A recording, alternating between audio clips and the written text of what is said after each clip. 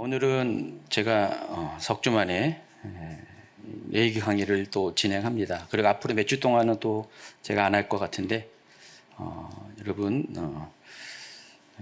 오랜만에 하는 것 혹시 또 기억에서 멀어졌는지 모르겠네요. 우리가 대속죄일 이야기를 다루고 있는데 자, 오늘은 세 번째 이야기를 나누도록 하겠습니다.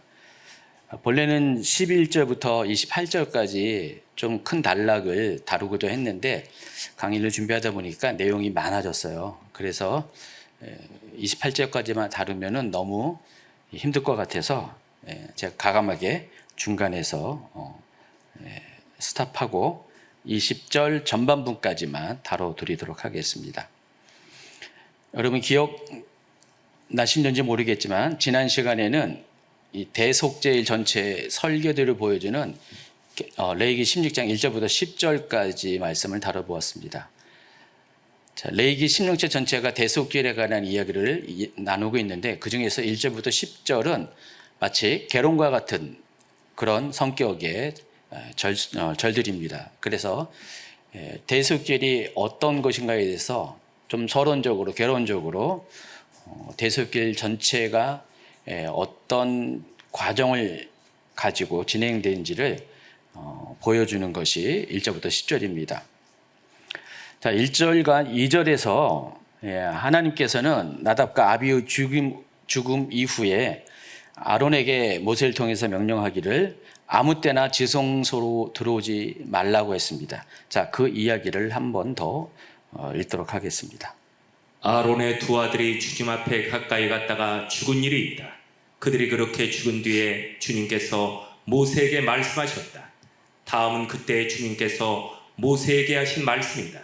너는 너의 형 아론에게 죽지 않으려거든 보통 때에는 휘장한 쪽 거룩한 곳, 곧 덮개를 덮은 덮개 앞으로 나아가지 말라고 일러라.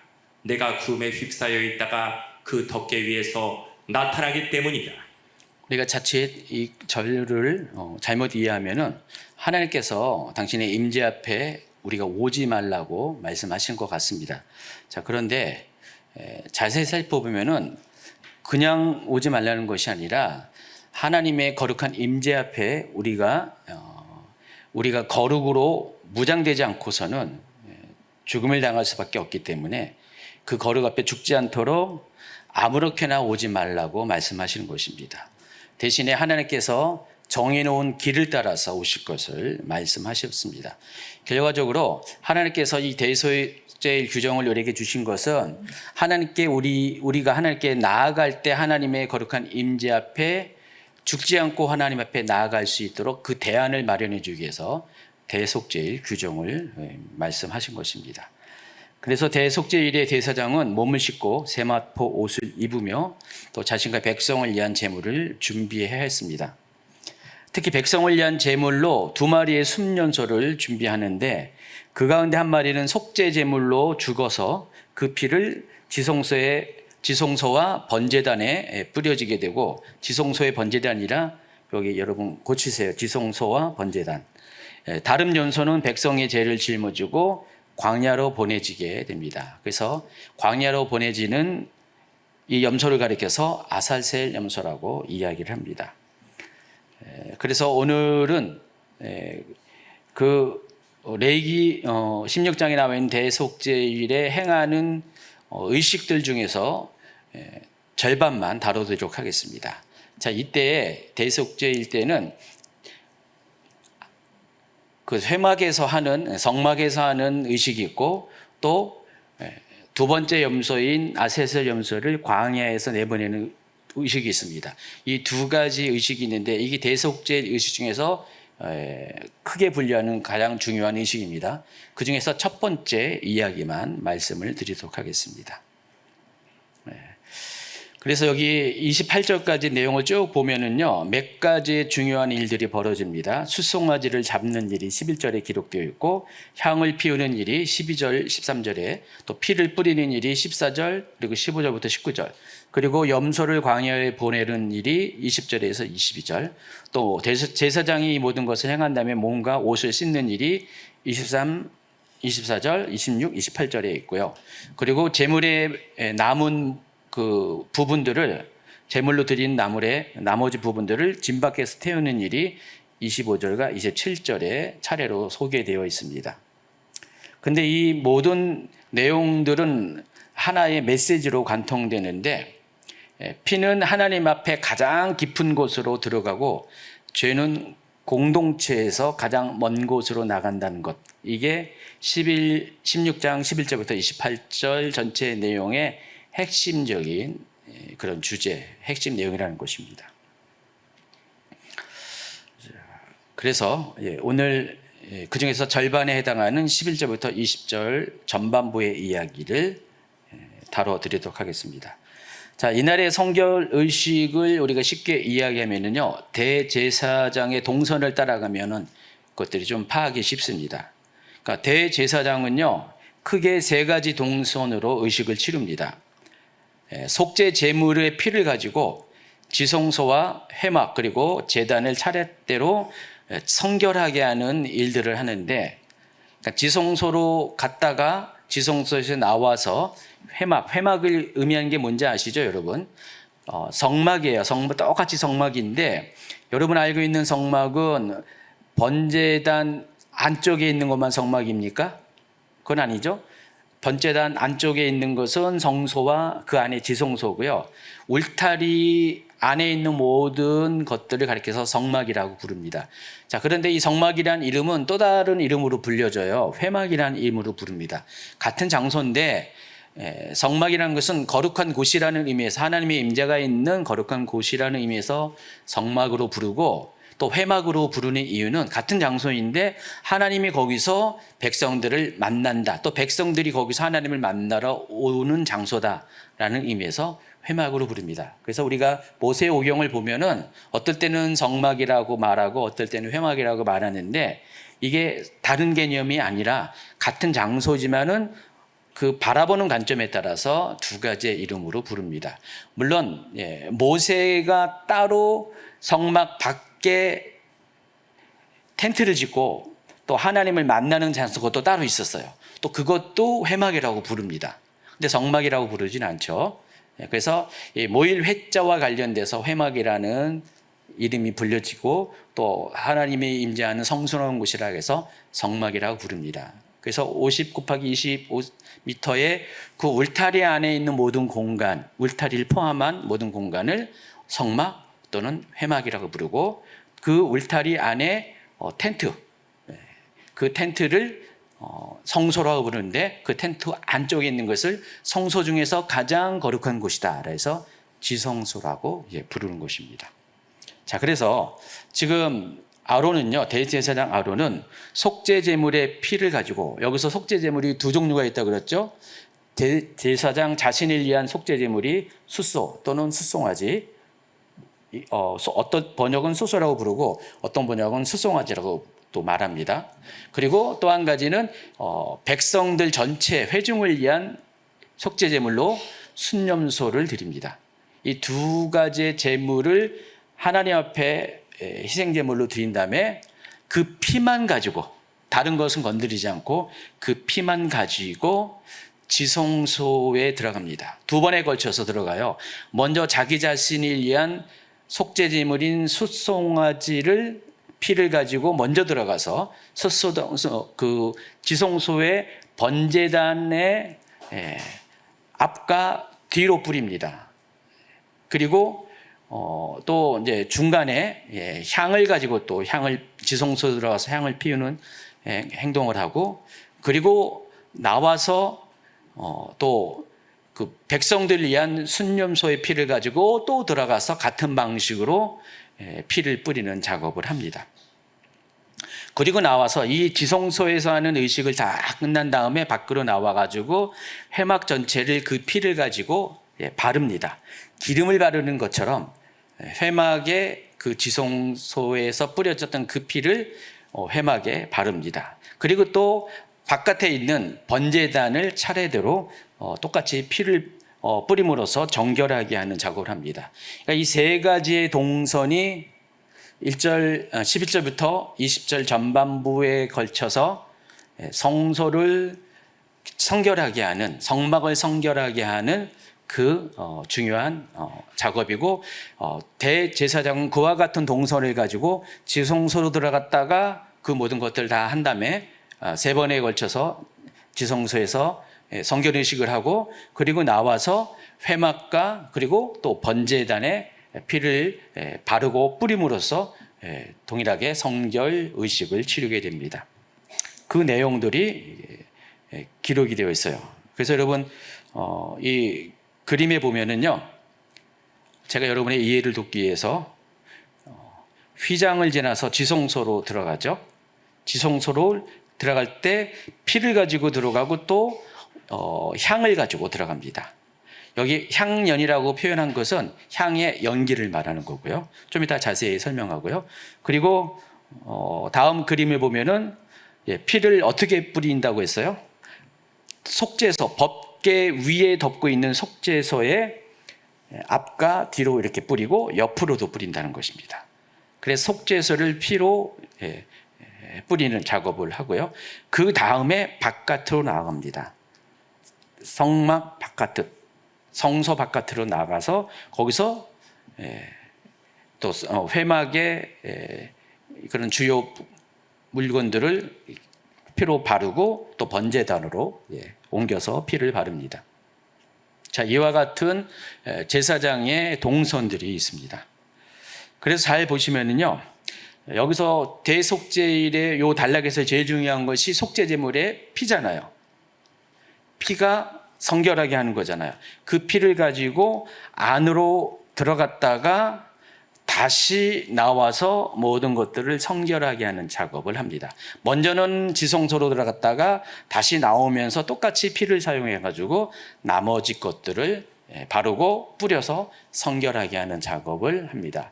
이게 11절부터 20절 초반부까지 있는 대속죄일에 행하는 중요한 의식, 피를 통해서 성막과 지성소와 회막과 또 번제단을 성결하게 하는 그 일이 바로 이 단락에서 소개를 하고 있습니다. 자, 이렇게 하는 이유가 있습니다. 백성의 죄와 부정이 단지 개인에게만 머문 것이 아니라 하나님과 백성이 만나는 예배의 자리까지 영향을 끼치기 때문에 그렇습니다. 그래서 제가 여러분 그림을 보여준 것처럼 백성들이 성막에 들어오잖아요. 성막에 들어오면 어떻게 합니까? 그 사람들은 죄가 있고요, 부정의 상태로 들어올 거 아니에요. 그걸 씻기 위해서 오잖아요.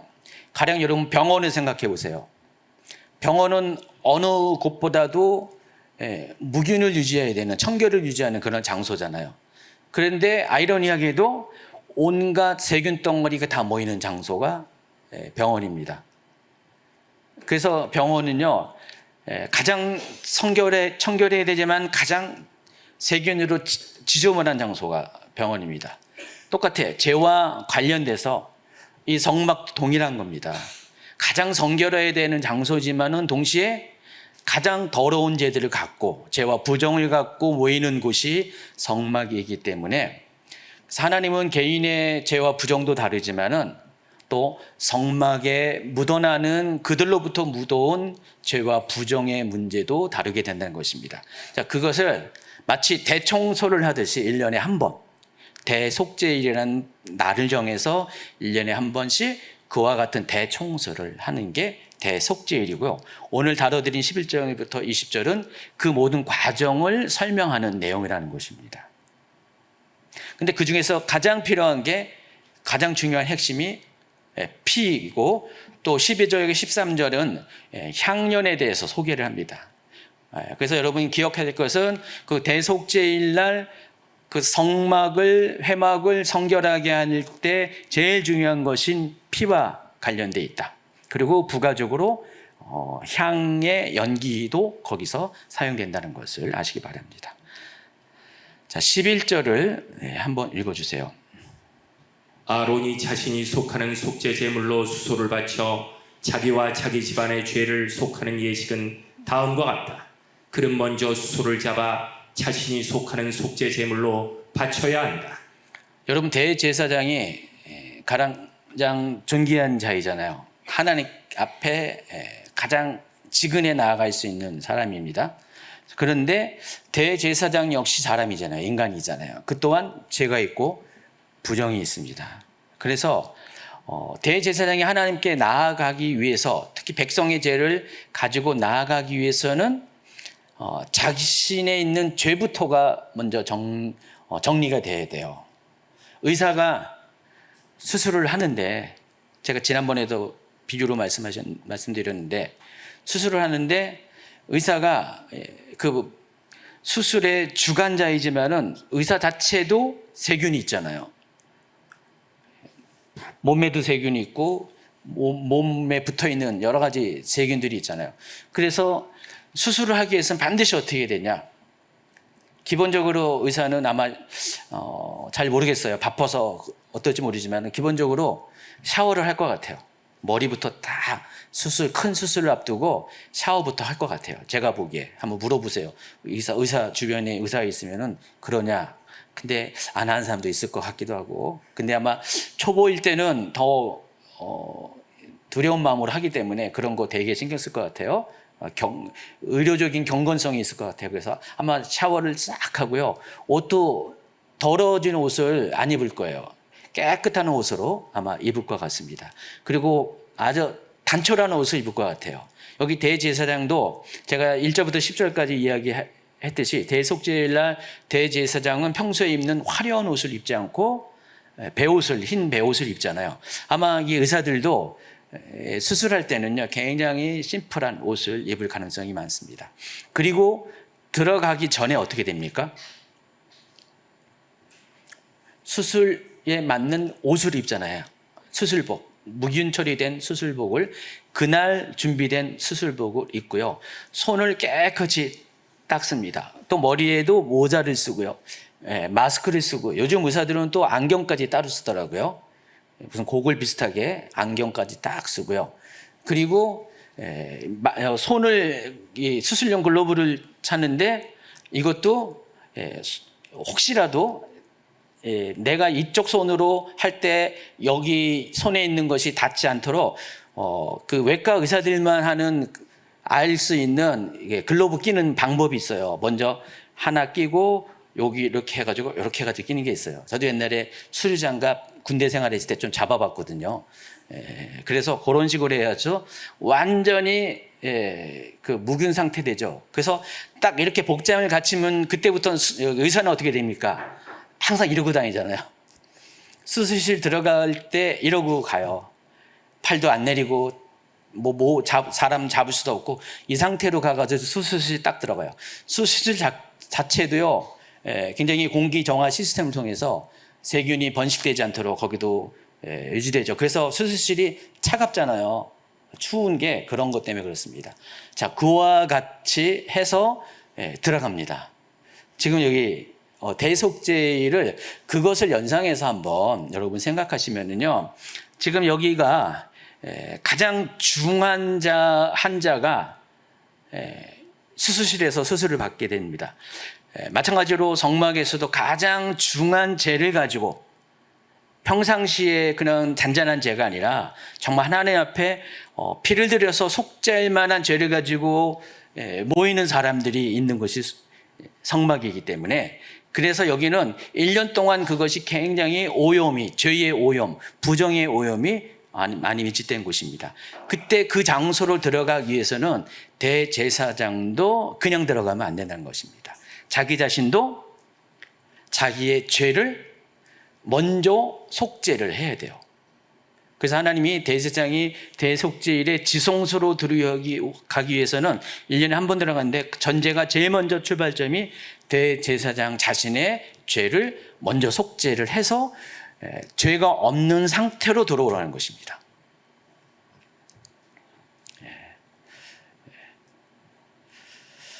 그래서 그와 같이 대제사장이 자기 자신을 위한 속죄 제물로 숫송아지를 죽여서 그 피를 가지고 들어갑니다.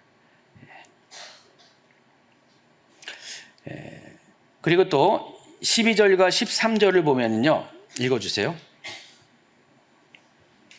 그리고 주 앞에 제단에 피어 있는 숯을 향로에 가득히 담고 또 곱게 간 향기 좋은 향가루를 두 손으로 가득 떠서 휘장 안으로 가지고 들어가서 주 앞에서 향가루를 숯불에 태우고 그 향타는 연기가 증거계 위에 덮개를 가리우게 하여야 한다.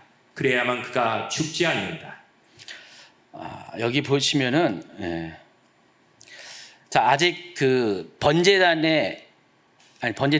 속죄소에 언약궤 위에 있는 속죄소에 지성소에 피를 뿌린 상태는 아니에요. 피를 뿌린 상태는 아니고 지금 1절은 자신을 위한 속죄 제물로 숫송아지를 죽이는 거기까지만 언급을 하고 아직 뿌린 상태는 아니고, 그리고 이제 12절 14절에는요 그 피를 뿌리기 전에 먼저 해야 될 행동을 소개하는데, 주 앞에 제단에 피어 있는 수술 향로에 가득히 담으라고 했습니다. 여러분 그 성막의 기구 중에서 향로가 두 가지가 나와요. 성막 밖에 있는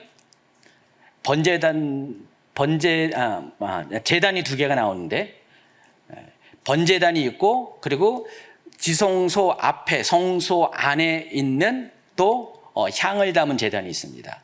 두 개의 제단이 있어요. 그래서 바깥에는 제물을 잡는 것이라고 해서 번제를 드린다고 해서 번제단이라고 부르고, 안쪽에 있는 것은 향을 드리는 제단이라 해서 향단이라고 부릅니다. 우리 고대 소설에 향단이도 있는데 바깥에는 번제단, 안에는 향단이라고 부르는데, 그럼 여기서 말하는 제단은 뭘 말하는 것 같아요? 향단일 것 같아요? 아니면 번제단일 것 같아요? 향단은 아니고 번제단입니다. 바깥에서 번제단에서는 항상 불을 피잖아요. 번제단은 불을 끄면 안 되잖아요. 여러분 365일 24시간 번제단의 불은 꺼지면 안 돼요.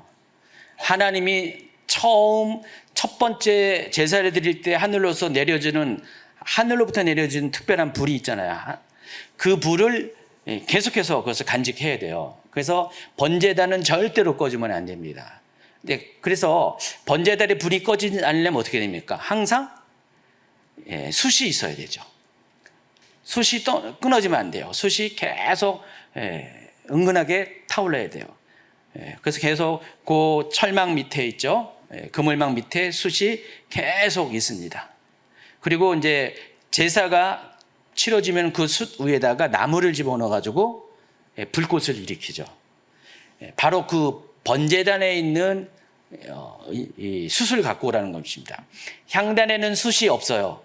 향단에는 피는 그 향을 분향하는 시간이 따로 있어요. 그때 이제 숯을 준비하겠죠. 그것도 똑같이 아마 번제단에서 있는 숯을 가지고 갈 겁니다. 그래서 번제단에는 언제나 365일 24시간 숯이 있기 때문에 그 숯을 가지고 향로에 가득히 담은 다음에 곱게 간 향기로운 향가루를 두 손으로 가득 떠서 휘장 안으로 들어갑니다. 지성소 안으로 들어갑니다. 그래서 향단에다가 숯을 담은 향로에다가 숯을 가득 담은 다음에 그걸 가지고 지성소에 들어가는데, 손에는 뭐라고 했어요? 두 손으로 가득 향을 가지고 들어가는 겁니다. 여기 무슨 향이라고 언급은 안 했어요. 평상시에 그 향로에다가 향단에다가 하나님께 올려드리는 향이 따로 있는데 그건지는 언급이 되어 있지 않습니다. 그런데 아마 그거일 가능성도 있고요. 그래서 향가루를 가지고 들어가서 그 하나님 앞에, 하나님의 임재가 있는 그 속죄소 앞에, 그 언약궤 위에가 속죄소라고 했죠. 그 속죄소 앞에 향로에 담은 그 숯에다가 향가루를 이렇게 뿌립니다. 두 손 가득 향가루가 있죠. 그걸 뿌리면 어떻게 되냐면은 그 숯불에 의해서 향가루가 타기 시작해요. 생각해 보세요. 뜨거운 숯불이 여기 향로에 있는데, 지금 숯불길이 있을 때는 아무 일이 없는데 갑자기 그 안에 들어가서 한꺼번에 두 손 가득 가지고 들어간 그 향가루를 한 번에 싹 부어보세요. 갑자기 불이 일어나죠. 근데 이거는 태울 그 나무와 같은 그런 센 불이 아니기 때문에 어떻게 돼요? 불꽃보다는 연기가 솟아오르게 됩니다. 연기가 갑자기 팍 솟아오르게 됩니다. 지금 이 13절에는요, 바로 그와 같이 해서 증거계에 의해 덮개를 가리우라는 것입니다. 그 향로에, 수술 담은 향로에 향가를 부어서 그 연기가 타오르게 하면서 하나님의 임재가 있는 그 속죄소와 자기와 대제사장 아론 사이에 그 향의 연기를 피워가지고요, 그 속죄소와 나를 속죄소가 나를 볼 수 없도록 연기로 가리우게 하라는 것입니다. 그래야만 죽지 않는다, 이렇게 나와 있습니다. 그래서 우리가 대제사장이 지성소에 들어가자마자 하는 첫 번째 그 행동이 향을 피워야 하는지가 아주 명확하게 기록이 되어 있어요. 죽지 않으려면 그렇게 해야 된다는 것입니다. 자, 그런데 우리가 왜 이런 말을 했는지가 또 거슬러 올라가면, 아까 읽어드린 2절을 보시면은요, 하나님께서 2절 끝부분에 이런 얘기를 했어요. 아니죠. 그냥 전체 보면은 이런 말씀하셨습니다. 너는 너의 형 아론에게 죽지 않으려거든. 보통 때에는 휘장 안쪽 거룩한 곧 법궤를 덮은 덮개, 곧 속죄를 말합니다. 그 앞으로 나아가지 말라는 거예요. 왜냐하면은 내가 구름에 휩싸여 있다가 그 덮개 위에서 나타나기 때문이다. 1년 365일 대속죄일을 제외한 나머지 날에는요, 절대로 이 지성소에 들어오지 말라는 거예요. 지성소 자체가 두려운 것이 아니라 지성소에 안치되어 있는 법궤 위에 있는 속죄소, 그게 중요한 거죠. 그 속죄소 위에 하나님이 거기 임재하기 때문에, 나타나기 때문에 그 속죄소에 구름이 일어날 것이고, 그 구름에 휩싸여 있다가 하나님이 자신의 그 모습을 드러낼 수 있기 때문에 아무 때나 들어오면 안 된다는 것입니다. 오직 대속죄일만 들어오게 되는 거였어요. 여기서 말하는 이 구름은 히브리어로 아난이라고 부릅니다. 우리가 보통 우리가 혼동되는 것이 이 구름이라는 단어를 쉐키나라고 많이 얘기하잖아요. 어떤 분은 뭐 쉐카이나라고 부르지만은 히브리 제대로 된 그 정확한 표기는 쉐키나예요. 이 쉐키나는 하나님이 임재할 때 나타나는 구름을 보통 표현할 때 쉐키나라고 부르잖아요. 자, 그런데 이 단어는 구약 성경에서 사용되지 않고요. 이 쉐키나라는 단어 자체는요, 후대 유대교에서 사용되는 단어입니다. 성경에서는요, 이 쉐키나라는 단어 대신 구름을 의미하는 이 아난이라는 히브리어 단어를 사용합니다. 그래서 지금 하나님의 법궤를 덮은 덮개 속죄소 앞에는 항상 하나님의 구름 아난이 항상 거기 있어요. 여러분 40년 동안에 이스라엘 백성이 광야 길을 갈 때 항상 하나님의 구름이 거기 있었잖아요. 40년 동안. 근데 그 구름의 발원지가 어디라고요? 속죄소래요. 속죄소 위부터 이렇게 구름이 올라가는 거예요. 아난이 올라간다는 것입니다. 그것을 우리는 이제 쉐키나라고 부르는데, 그 아난이 위로 쭉 올라간다는 것입니다. 그래서 이 아난이 올라가는 것을 보면은 하나님이 지금 거기 계시다라는 것을 모든 사람들이 알게 되는 거예요. 근데 바깥에서는 하나님의 임재를 성막 바깥에서는 우리가 멀리서 볼 수가 있어요. 그때는 죽지 않습니다. 그런데 지성소에 들어가서 거기 법궤 위에 속죄소에서 있으면은 하나님께서 그 구름 가운데 실제로 자신의 모습을 거기 나타낸다는 거예요. 여러분, 하나님을 보면 어떻게 되죠? 죽어요. 그래서 모세조차도 하나님을 보지 못하도록 얼굴을 가리우게 했고요. 하나님이 등만 보여주셨잖아요. 그래서 모세는 특별한 케이스고요. 일반적인 사람들은 하나님을 보면은 죽게 되기 때문에 왜 그러죠? 하나님의 거룩 가운데 노출되면은 거룩하지 못한 것들은 하나님의 공의 때문에 죽을 수밖에 없기 때문에.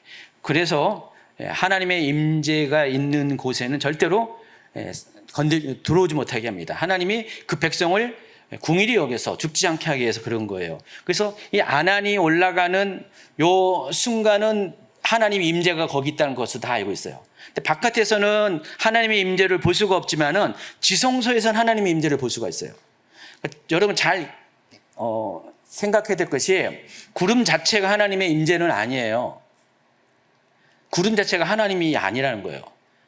근데 구름이 올라갈 때는 하나님이 거기 지금 임하고 계시다는 것들을 알 수 있는 사인이라는 것이에요. 구름 자체는. 그러니까 구름 자체는 하나님이 아니에요.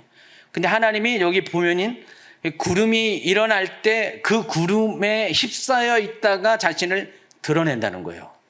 자, 그러면은 지성소에 지금 하나님이 계세요. 하나님이 계시는데 계신 하나님을 아무도 못 보는 거예요. 하나님이 어떤 모습을 갖고 계신지. 근데 여러분 다니엘서나 이사야서나 다니엘서도 나오나 에스겔서나 또 요한계시록 보면은 하나님이 형체가 있어요, 없어요? 있어요. 영이신 하나님이 영의 형체를 갖고 계세요. 근데 성경에 보면은 표현된 것은 하나님이 마치 사람의 모습처럼 앉아 계시잖아요. 근데 그 빛이 너무 강해가지고 하나님의 눈, 코, 입을 우리가 볼 수가 없어요. 다만 사람의 형체로 계신 빛으로 보여지는 하나님만 볼 수가 있습니다. 그러니까 하나님이 그 하늘에 계신 하나님이 이 땅의 성막 가운데 내려오시는 거예요. 성막을 만드신 이유가 뭡니까? 하나님은 하늘에 계시지만은 땅에 하나님의 언약 맺은 백성들을 만나기 위해서 하나님이 임재하는 장소로 내려오신 거예요. 그게 성막입니다. 그래서 사람들이 하나님을 보면 안 되니까 볼 수 없도록 성소를 만들고 그 성소 안에 지성소를 만들어서 컴컴한 지성소에서 하나님이 거기서 구름 가운데 계신다는 거예요. 그래서 아무도 하나님을 볼 수가 없어요. 그렇지만 하나님은 거기 존재하고 계시는 거예요. 나중에 이게 다윗의 장막으로 바뀌면은요, 다윗의 장막에서는 어떻게 됩니까? 성소와 지성소를 가리우는 휘장이 없잖아요. 그럼 거기에 임재하신 계신 하나님을 볼 수가 있을까요? 없을까요? 한번 생각해 보세요. 휘장이 없잖아요. 다윗의 장막은요, 나중에 하나님께서 예수 그리스도가 오심으로 인해서 이제는 성소와 지성소의 구분이 없이 누구든지 하나님께 나아갈 수 있는 것을 알려주기 위해서 예표로 잠시 일정 기간 동안 허락한 겁니다. 자, 그런데 그 다윗의 장막 안에서 다윗은 들어갔어요. 거기서 하나님과 교제를 했습니다. 자세하게 그런 어떤 내용들은 거기서 묘사가 되지 않지만은 아주 특별한 하나님 허락한 시간이 있었다는 것을 알 수가 있습니다. 지금 율법 시대에 하나님은 이와 같이 강력한 율법의 시스템을 작동해 가지고 사람들로 하여금 하나님의 임재가 있는 곳에 들어오지 못하게 하면서 하나님의 그 임재로 인한 두 가지, 공의와 궁율, 이 두 가지를 이 법궤와 속죄소의 조합을 통해서 나타내 주신 거예요. 그래서 하나님이 임재가 있으면 항상 두 가지가 따라오는 거예요. 법궤와 속죄소에 있는 그 상징하는 그 공의와 사랑이 항상 따라오는 겁니다.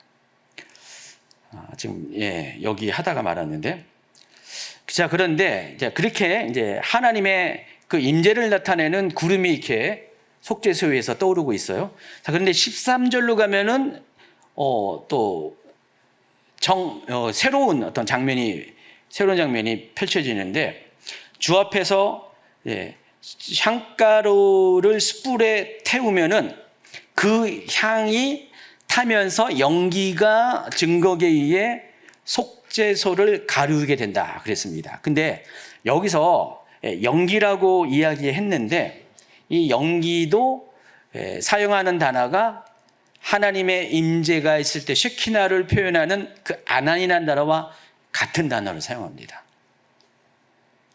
그래서 향로에 담은 숯 위에 향가를 부을 때 거기도 구름이 올라간다는 것이에요. 근데 왜 구름이라는 의미의 아난이라는 단어를 사용했을까요? 하나님의 임재도 구름이라고 표현했고 또 이 향에서 나는 연기도 구름이라고 표현한 이유가 있습니다. 그만큼 그러니까 밀도를 가리켜요. 밀도. 연기가 마치 구름처럼 구름이 있으면 사람들이 안 보이잖아요. 여러분 비행기 쑥 들어가면 비행기가 안 보이는 것처럼 구름이 있으면은 거기 무엇이 있는데 존재가 가려지잖아요. 구름 속에 있으면 가려지는 것처럼 이 연기가 그것을 가리우게 한다는 것입니다. 만약에 이 구름이 없으면은요, 대제사장이 들어가서 하나님을 직접 보게 되잖아요. 그때 대제사장은 살 수가 없어요. 그래서 하나님이 임재할 때 나타나는 구름은 하나님의 임재할 때 자동적으로 따라가는 것이라면은, 그리고 하나님이 그 임재 안에 계시잖아요. 구름 안에 계시잖아요. 근데 요 향가루를 부어서 생기는 이 구름은요, 하나님이 부어주신 것이 아니라 사람이 자신이 하나님이 그렇게 하라고 해서 자신이 이렇게 부어서 만든 구름이에요. 그러니까 하나님의 임재가 있을 때의 이 구름은 위에서부터 내려온 구름이잖아요. 하늘로부터 내려온 구름인데, 근데 이 구름은 아래에서부터 위로 올라가는 구름입니다. 여러분, 그 출애굽기에 보면은 그 향단 이야기를 할 때, 그 지성소 휘장 바깥에서 향을 피우잖아요. 그럼 향이 어떻게 되냐면은 그 휘장의 벽을 타고 올라가서, 휘장 벽을 타고 올라가서 향기가 지성소 안으로 들어갑니다. 왜냐면은 바람이 바깥에서 불어오잖아요. 회막 문이 열려 있을 거고, 바람이 싹 들어오면은 그 바람에 의해서 지성소 안으로 공기의 흐름이 이렇게 밀려 들어가게 되죠. 그럼 하나님이 바깥에서, 성소에서, 지성소 바로 바깥에서 태우는 향의 냄새를 맡으시고 기뻐하시는 거예요. 근데 그거는 구름 형태가 아니에요. 그냥 향만 타는 건데, 지금 여기서 태우는 것은 그 정도의 향만 태우는 것이 아니라 아예 아주 짙은 구름과 같은 아주 연기를 일으키는 그런 향을 태우는 것입니다. 그럴 때 하나님과 나 사이에 그 구름으로 표현된, 아난으로 표현된 그 향에서 나오는 연기가 하나님을 우리가 직접 보지 못하도록 가리우게 한다는 것입니다. 후대 유대 전승인 이 미시나 요마라는 이 책에 보면은 이 장면을 구체적으로 묘사하는데, 대제사장이 향을 숯 위에 붓자마자 순간적으로 지성소 전체가 연기로 가득 찼다라고 전합니다. 그러니까 성경에는 이렇게 자세하게 나와 있지 않지만은 그 유대 전승에 의하면은, 미시나에 의하면은 대제사장이 지성소로 들어가서 숯을 담은 향로에다가 향을 붓자마자 곧바로 숯이 향을 태워가지고 연기가 가득 찼다고 합니다. 탈무드에서도요. 자, 탈무드는 이제 이 미시나를 더 해석한 것, 더 후대에 나온 게 이제 탈무드인데, 탈무드에서도 향 연기가 위로 솟아 천장에 닿은 뒤 퍼져서 성전을 채웠다. 지금 이 미시나에서 나온 것은 성막의 장면을 이야기하는 것 같고, 뒤에 탈무드 얘기는 성전에서의 장면을 이야기하는 것 같습니다. 향 연기가 위로 솟아서 천장에 닿은 다음에 천장에서 퍼져가지고 성전 천장을 쭉 타고, 마치 무슨 불이 났을 때 연기가 올라가서 쭉 이렇게 성전을, 천장을 타고 움직이는 것처럼 그런 것들이 있었다라고 보고를 하고 있습니다. 그만큼 이때 나는 이 연기는 그냥 보통의 연기가 아니라 아주 밀도가 높은, 사람을 가리울 정도로, 그래서 구름으로 표현한 겁니다. 자, 그런데 이 두 구름 아난의 역할은 서로 다르다는 것입니다. 첫 번째 하늘로부터 내려온 이 구름은요, 하나님의 임재가 지금 있다는 것을 보여주는 구름입니다. 그래서 하나님은 그 구름 가운데 속죄소 위에 좌정하십니다.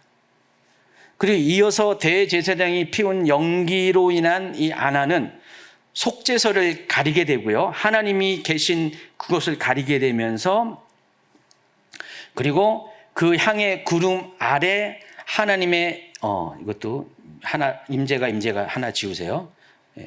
교정을 받는데 또 빠졌네요. 하나님의 임재가 나타나게 된다는 것입니다. 그래서 한쪽의 구름에는 하나님의 임재가 있고 다른 한쪽의 구름에는 죄인을 보호하기 위한 하나님의 명하신 어떤 가리움이 있다는 것입니다. 그러니까 그 구름의 두 가지 구름의 목적이 이렇게 다르다는 것입니다. 출처도 달라요.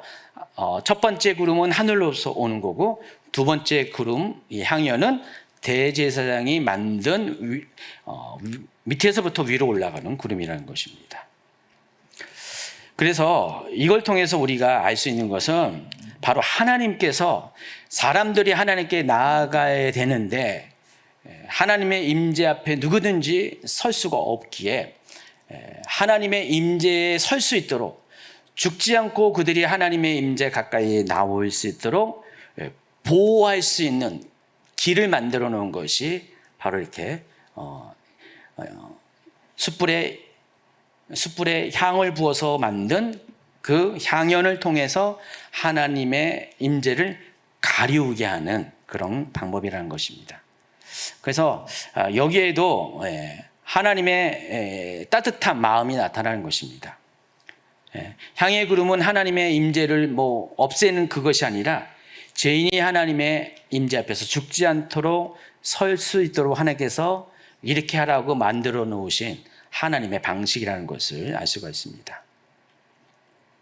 자, 이 레위기에 나와 있는 모든 것들은 다 예수님과 연결되죠.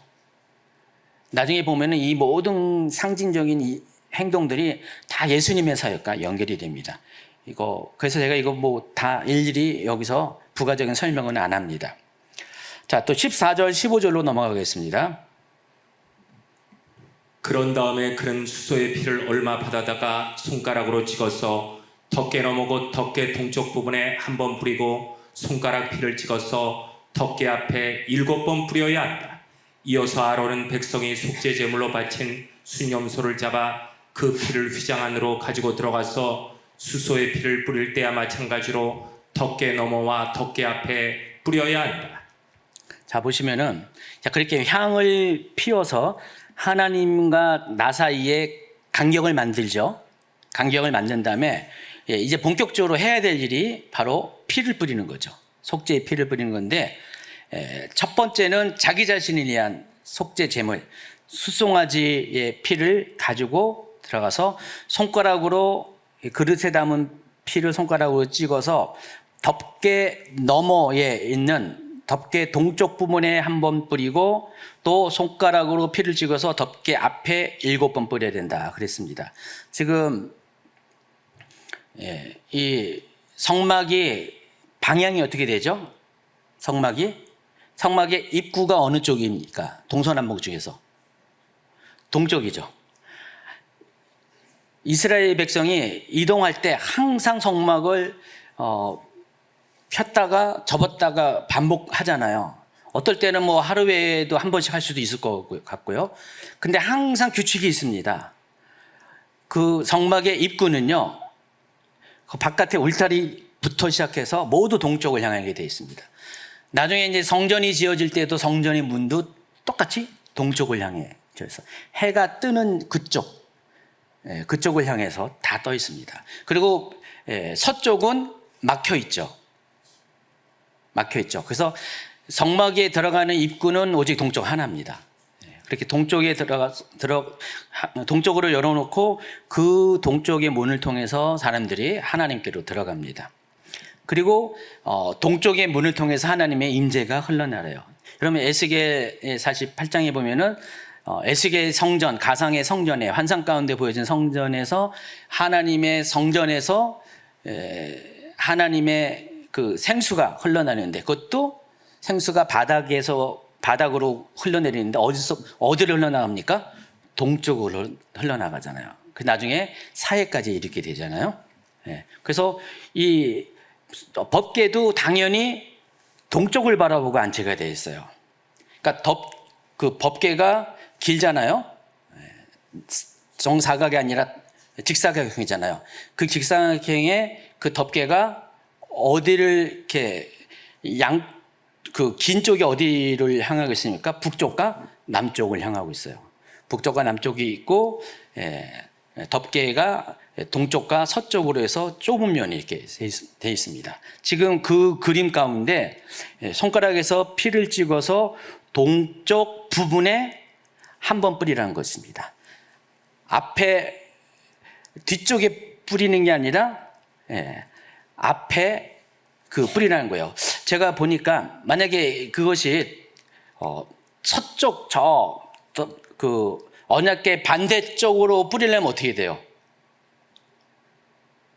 연기를 넘어가야 되잖아요. 그러니까 아마 제사장은 계속 연기를 이렇게 항연은 타오르고 있고요. 하나님의 얼굴을 가리고 있잖아요. 항연이 구름처럼 짙은 연기가 있어서 그래서 저 앞에 그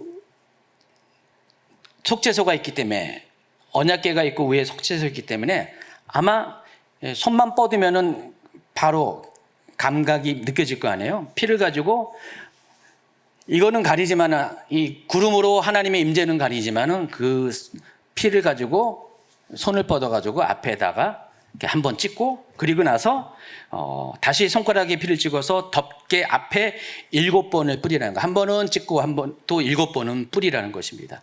첫 번째 자기를 위해서 속죄제물이 된 숫송아지의 피를 그렇게 하고 15절에 가면은 이제는 백성을 위해서 속죄제물로 바친 순년소의 피를 가지고 동일한 방식으로 그렇게 한다는 것입니다. 그래서 여러분 그림을 보면은요, 여기는 5번 표현했는데 7번 그렇게 앞쪽에 이 동쪽 방향에서 들어와 가지고 이렇게 속죄소 위에다가 한번 피를 찍고 손가락으로 찍고 또 7번 뿌리는 그런 일을 하게 된다는 것입니다. 피를 뿌리는 이유가 피는 레위기에서 주고 강조하는 것이 생명을 상징하잖아요. 그래서 사람은 죄를 지면 어떻게 돼요? 피를 흘리죠. 그럼 피를 흘리면은 생명이 빠져나가는 것이잖아요. 그래서 속죄 제물이 피 흘려 죽는 것은 어떻게 돼요? 죄를 지면은 그 죄의 결과 죽어야 되는데 내가 죽은 것이 아니라 속죄 제물이 대신해서 죽잖아요. 대속이 되잖아요. 그래서 이 피는 생명을 상징합니다. 근데 지금 나를 위해서 대제사장인 나를 위해서 숫송아지가 죽었어요. 그리고 백성 전체를 위해서 순년소가 죽었잖아요. 그들의 죽음을 보여주는 피를 가지고 하나님 앞에 가지고 나서 한 번 찍고 7번 뿌림을 통해서 하나님 앞에 지금 내 죄가 죽었습니다. 또 우리 백성의 죄가 죽었습니다. 라는 것을 지금 보여주는 퍼포먼스라는 것을 알 수가 있습니다. 근데 17장 11절에 보면은 이 모든 것들의 주도권을 하나님이 갖고 있어요. 생명이 피에 있으므로 피가 죄를 속하느니라 라고 할 때 이것이 하나님께서 그렇게 속하게 하셨다라는 의미를 갖고 있습니다. 그리고 16절로 레위기 16장 16절로 또 넘어갑니다. 이렇게 하여 그는 성소를 성결하게 하여야 한다. 이스라엘 자손이 부정을 탔고 그들의 온갖 죄를 지었으므로 성소마저 부정을 탔기 때문이다. 그는 같은 방법으로 회막도 성결하게 하여야 한다. 부정탄 백성이 드나들어서 회막도 부정을 탔기 때문이다. 그러니까 이스라엘 자손이 죄를 갖고 있고 그것 때문에 성소가 부정을 탔죠. 근데 그 성소 말고도 바깥의 회막도 똑같이 부정이 탔다는 거예요. 회막이 부정 탄 이유는 일반 백성들도 글로 들어왔기 때문에. 그래서 회막도 부정을 탔습니다.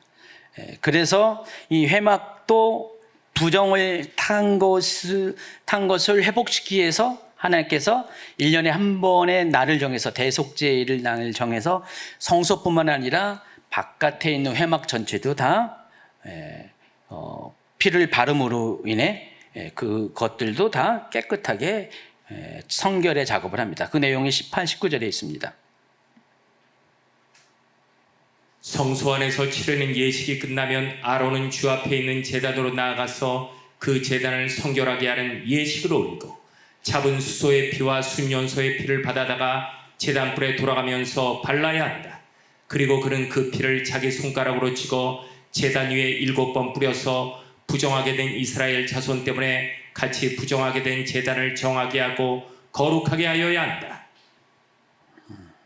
그래서 안에 지성소를 정결하게 하고 성결하게 하고 그리고 나와서 회막 여기저기를 다니면서 피를 발라서 성결하게 하고 구체적으로 자세하게 나와 있지 않지만은 회막을 그렇게 하고 그리고 그 중요한 이 번제단에 4개의 뿔이 있는데 거기에 또 피를 바르고 해서 번제단도 성결하게 하는 그와 같은 작업을 합니다.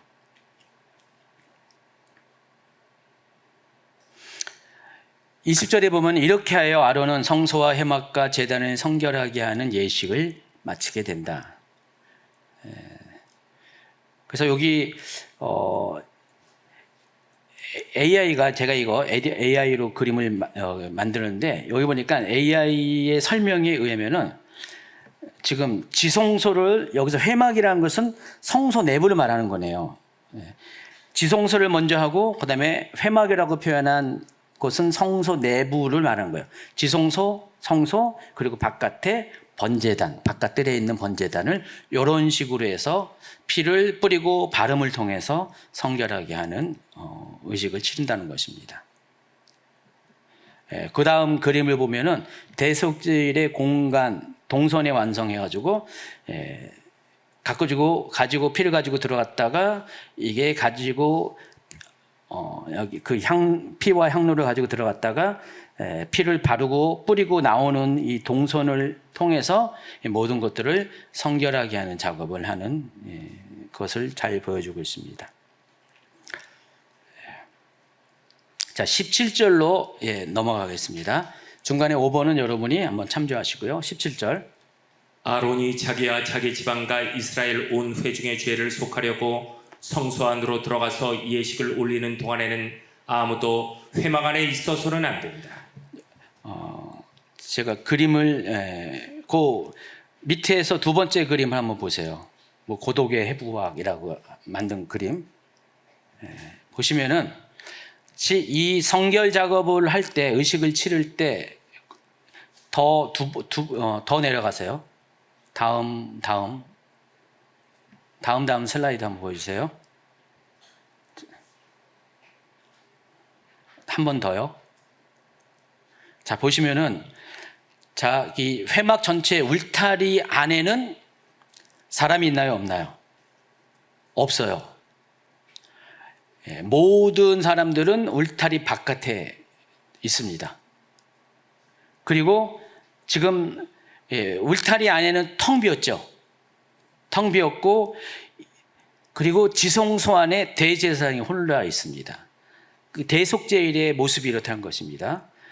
피를 가지고 속죄할 때 요 시간 안에는요, 회막 울타리 안에는 아무도 존재하지 않고요, 오직 대제사장만이 홀로 회막으로 들어가서 그 안에 지성소로 들어가서 지성소에서 아까 얘기한 그와 같은 일을 한다는 것입니다.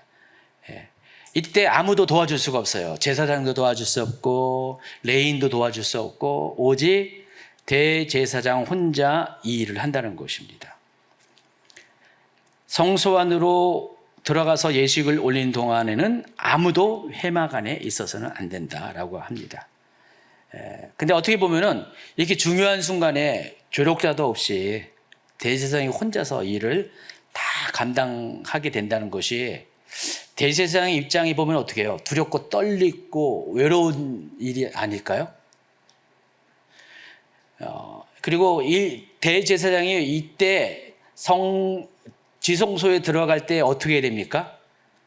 옷 밑단에다가 방울을 달아서, 고양이 방울도 아니고 방울을 달아서 들어가잖아요. 근데 대제사장이 움직이면 방울 소리가 막 들릴 거 아니에요? 들리는데 만약에 방울 소리가 안 들렸다. 한 10분 지났는데도 방울 소리가 안 들려. 1시간 기다려도 방울 소리가 안 들리면 죽은 거잖아요. 지금 대제사장은요, 생명을 걸고 들어가는 거죠. 언제 죽을지 몰라요. 자칫 하나님의 임재와 실수해가지고 마주치게 하면은 대제사장은 죽을 수가 있어요. 그래서 하나님이 죽지 않게 하기 위해서 그 향로에다가 향을 부어서 연기를 마침 구름처럼 올라가서 가리우게 한 겁니다. 근데 그게 갑자기 작동이 잘 안 됐어. 갑자기 꺼져 버렸어. 그러면은 하나님의 임재랑 마주치게 되면은 대제사장은 죽을 수가 있잖아요. 그러니까 대제사장은 자기 목숨 걸고 들어가는 겁니다. 아무도 도와줄 수 없는. 그래서 가장 지성소는요, 가장 거룩한 곳인 동시에 가장 고독한 자리라는 사실을 아시기 바랍니다. 우리가 찬양 가사 중에서 그런 가사 많이 있잖아요. 지성소에 들어가서 하나님의 임재 앞에 서기를 원합니다. 근데 여러분 알고 보면요, 지성소로 들어가는 것은 굉장히 위험한 일이고요, 목숨을 담보로 하는 일이고, 동시에 알아야 될 것은 고독한 일이라는 사실을 아시기 바랍니다. 하나님의 그래서 임재는요, 1대1의 만남을 통해서 우리가 하나님의 임재를 경험합니다. 우리가 무슨 집회 때 회중 많이 열광적인 뜨거운 성령이 임하는 분위기 속에서도 하나님을 만나지만은 진짜 하나님과의 인격적인 대면은 바로 이렇게 아무것도 없는 컴컴한 곳에서 하나님과 1대1로 고독하게 만나는 것이 하나님과의 만남입니다. 그래서 하나님을 만나는 것은 실제로 영광스러운 일인가 동시에 매우 힘들고 어렵고 외로운 것이라는 사실을 이 장면을 통해서 여러분이 아시기 바랍니다. 자, 이것이 이제 결국 또 예수님의 사역과 연결되잖아요. 그러니까 예수님 십자가 지는 이 모든 과정, 어느 누구도 도울 수가 없었어요. 하나님 아버지도 도울 수가 없었어요. 예수님은 철저히 홀로 고립되었습니다. 고립되셨고요. 이제 21절부터 쭉 소개하는 두 번째 염소, 아세셀 염소의 이야기를 통해서 또 증명되겠지만은 예수님은 또 고독하게 백성들의 죄를 가지고 광야로 쫓겨났습니다. 그것이 이제 골고다 언덕이죠. 영문 밖으로 쫓겨나죠. 그러니까 예수님은 십자가를 지시는 것도 철저히 누구도 도와줄 수 없는, 자신만이 지어야 되는 고독, 반드시 해야 될 고독과의 싸움입니다. 그렇지만은 그걸 통해서 어떻게 돼요?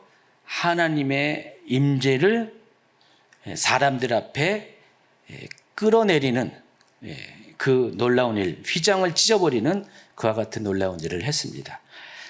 대제사장은요, 1년에 한 번밖에 할 수 없었고요. 그리고 이것은 계속 반복될 수 있고 또 실패할 수 있는 가능성이 있는데, 예수님은요, 영원한 대제사장이 되셔서 이 모든 것을 실패 없이 한 번에 해결해 주셨고, 단번에 해결해 주셨고, 또 이 효력을 영원토록 만들어 주셨다는 것입니다. 자, 결론을 내립니다. 지금까지 다뤄드린 11절부터 20절 전반부에 어떻게 보면 복잡한 의식처럼 보이지만은 우리가 하나의 장면으로 정리할 수가 있습니다. 속죄의 피는 하나님 앞 가장 깊은 곳까지 들어갑니다. 우리가 속죄를 하는 목적은 하나님 앞에 우리의 죄를 가지고 들어가서 하나님 앞에 보여줌으로 하나님의 용서를 받는 거잖아요. 그래서 여러분, 속죄를 위해서는요, 여러분 죄의 씻김을 위해서는 어떤 간에 바깥들에서 머물러서 안 된다는 것입니다. 하나님의 임재가 있는 깊은 곳까지 들어가서 근본적인 문제를 해결해야 된다는 것입니다. 물론 그 모든 것도 예수님께서 우리를 위해서 단번에 해결해 주셨고, 우리는 그 예수님이 행하신 그 사역을 믿음으로 받아들이고 예수님이 속죄하신 그 사실을 통해서 나도 하나님께 나아갈 수 있다라는 믿음의 용기를 고백을 하는 것으로 하나님 것을 대신하게 했습니다. 그래서 속죄의 피를 통해서 하나님은 우리 모두를 하나님의 임재 안으로 들어오게 하셨다는 사실을 아시기 바랍니다. 죄는 가볍지 않지만은 그러나 그럼에도 불구하고 하나님의 은혜는 죄보다 큽니다. 그래서 하나님은 우리가 죄로 인해서 하나님 앞에 나올 수도 없고 나왔다는 잘못하면 죽을 수밖에 없는 상황이지만은 하나님은 그것을 그렇게 내버려 두지 않고 이와 같이 대속죄의 규정을 통해서 죽지 않고 우리의 죄를 대속하고, 그리고 뒤에 나오는 그 아세셀 염소를 그 의식을 통해서 우리의 죄를 완전히 떠나보내기까지 하면서 우리의 죄의 문제에 깊이 관여하고 있다는 사실을 아시기 바랍니다.